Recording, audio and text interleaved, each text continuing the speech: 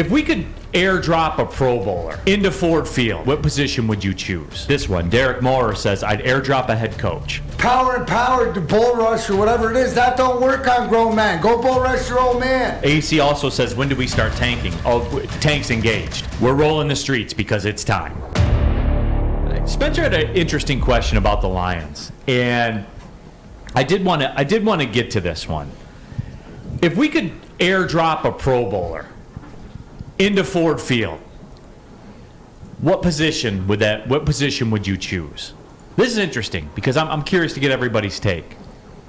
If you could airdrop a Pro Bowler into Ford Field on a Sunday at 12:59 and drop him into any position for the Detroit Lions, what position you choosing? The obvious one is what does Neil always is place say? kicker, but I'm going to go. Which is sad, Terry. We haven't even touched on it. I know that the bottom line 2-4 has touched on the thing of the kicker, but we've always had the greatest kickers, no matter who's come through here, that were competent. We don't even go to a 49-yarder. I know into the wind and all that stuff, but have the confidence in the kicker. But no, go ahead, Terry. Seriously, I think I go defensive tackle. I think that would have a huge effect. Let me do my best Neil rule. My initial shock reaction would be middle linebacker, somebody who can disrupt and sort of get the pressure. But I think Terry's right because we don't get enough pressure on the quarterback or somebody that can fill in those lanes and make a play. But if we say that, then that means that we think that our DBs are adequate. Don't we need somebody? We need a general in the backfield, and that might come on the defensive line, where we've seen it, before. Look at Chris Jones, look at in Kansas City. You look at different guys. So, I like shutting down the run and putting pressure on the quarterback. I go I go linebacker just the fact because then if I have that all Pro Bowl linebacker, he covers everything that I complain about. Sideline speed, out of the backfield, covering guys, stuff like that. He's your guy. Because here's the three main things that seem to be coming out of the WoodwardSports.com chat thread: secondary, linebacker, defensive tackle. Those seem to be the three main things. So let's pop it up there, Spence. You want secondary, linebacker, defensive line, because that's what it is.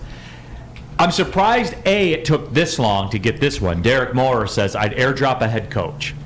I'm surprised it took that long, to be honest. But, there's no such thing as an all-pro head coach. Yeah.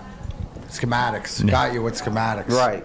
And Clomp Sauce Clomp Sauce is the first one that I've noticed, anyway, to say quarterback. He's the only one out of everybody that said quarterback. And I guess this leads into another question, probably for a little bit later on in the show. It's time to draw the line in the sand with Jared Goff, but that tells me that Goff's doing enough for the people. Doing enough. Well, I think that 26 out of 32 teams ranked, looked at nationally, tells you the offensive side of the ball, they respect it. Right. They think, that's a fair word. They think that the New England game was they all got Belichick, like we all have. But offensively, there's respect there. Again, when they're healthy, and even too, what I like offensively is you have different guys stepping in. Tom Kennedy. But you don't care if your quarterback is ranked 26th if you're putting up 33 points a game. Facts. Doesn't matter. No, but it tells that your quarterback, if you're losing and winning like that way, it tells you that Goff, to Neil's point, is doing better than expected, or to the most part, he's not the problem. AC also says, when do we start tanking? Oh, tank's engaged. We fired up the NORAD radars and all that stuff. We're rolling the streets because it's time. And look, it's not going to be easy. You saw the Bears lose to the Commanders. I saw a stat. Carson Wentz threw for like 99 yards yesterday or something like that. Is that true? Yeah. And they beat the Bears. Hey, you're going to have to work to get this draft pick this year. But you know what? You know who almost won me? The Commanders almost won me because Rivera, the coach, was screaming about how important Carson Wentz was. That's his guy. Leave him alone. Stop bothering him. I almost bought it. I'm like, all right, this man's standing up for his quarterback, and it added some intrigue to it. So I said, maybe I'll watch it to see if Carson Wentz is going to suck again. But I didn't. But you didn't. I didn't See, do it. so Terry almost cracked too. Andrew Klingerman says Goff is the only reason we could easily be 3-2 or 4-1. And Paul Thomas says our offense in general has potential. Our defense doesn't. And I mean, the upside on the offense is greater than the upside of the defense because that goes with talent. Unless you think that the talent is there, and goes to coaching. It's apples. I think there's more talent on the offensive side of the ball. I think that with James Williams coming back, there's talent extraordinary. Swift being healthy, Amon-Ra being healthy.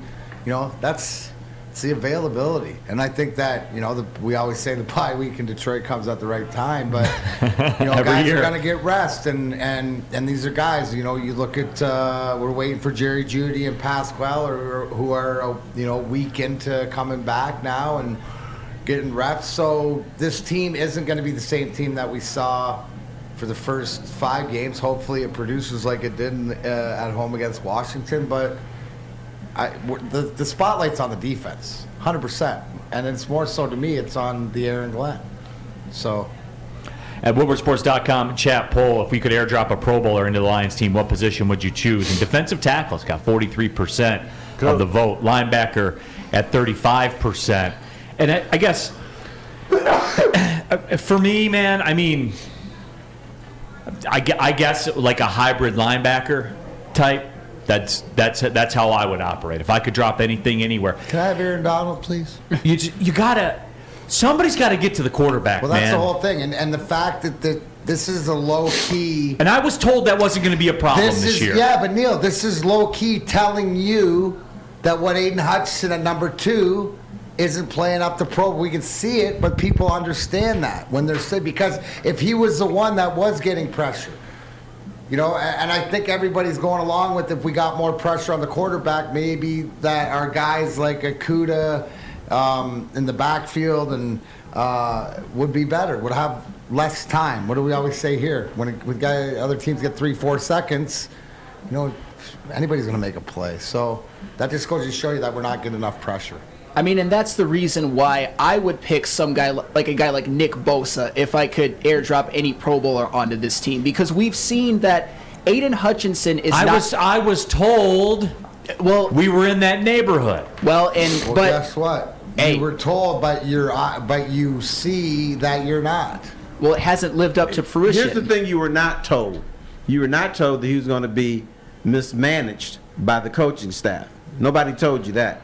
They didn't see that coming. Well, and that's absolutely part of it. Aiden Hutchinson is not good enough to be your number 1 pass rusher, to be playing 90% of the snaps. If you got a guy like Nick Bosa on the other side of him, he would take pressure off of Aiden Hutchinson. Aiden Hutchinson wouldn't face any double teams, and then maybe he could thrive. Because the other thing that we're not talking about is the guy on the other end who was supposed to be sort of create a dynamic pass rush duo, Charles Harris, has also been disappointing. Romeo Okwara has not played, and Aiden Hutchinson has kind of been counted on to do it all himself, and he's just not good enough right now. And if we had a Nick Bosa, probably the best defensive player in the league right now, to take some pass rushing pressure off of Aiden Hutchinson, I think that would make this defense instantly maybe a 22nd, 23rd in the league just with one player, because getting to the quarterback is just that important.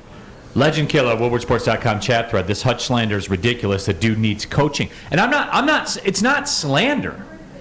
Both things can be true, right? Has he done enough? No. Like, is that a fair statement? Yes. Can he get better? Yes. Yes. Am I saying like cut him, get him out of Here's town? the one thing with him: the Yes. effort's there, the motor's there. It's not a question of is he tough enough, is it this or that. No.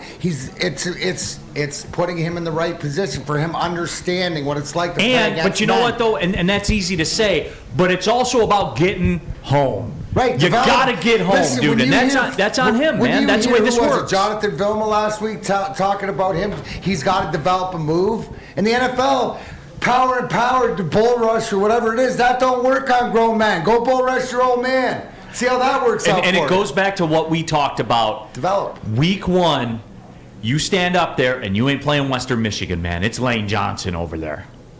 You know what I'm saying here? Like that's the way this league works. And every week it's the same thing. And then when you talk about it, and I love that too. What Vilma talked about. So you have to create a move, like a go-to move. These are the best in the world at doing this. That's true, Right. but you know what? That's not his job.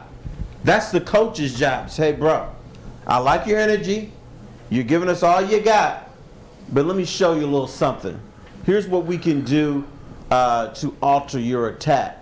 He's a rookie in the National Football League. He don't know what's going on. That's but that's the But whole somebody point. else needs to say, bro, come over here for a second. Let's talk. Charles Harris, it's a development thing, all the guys around you. You don't develop as a player coming in. It's like if we're in practice or something like this and you're not doing something right, or if Steve Eiserman or Igor Larionov wants you to put your, get in a different position instead of going here, they're going to tell you. And you better listen.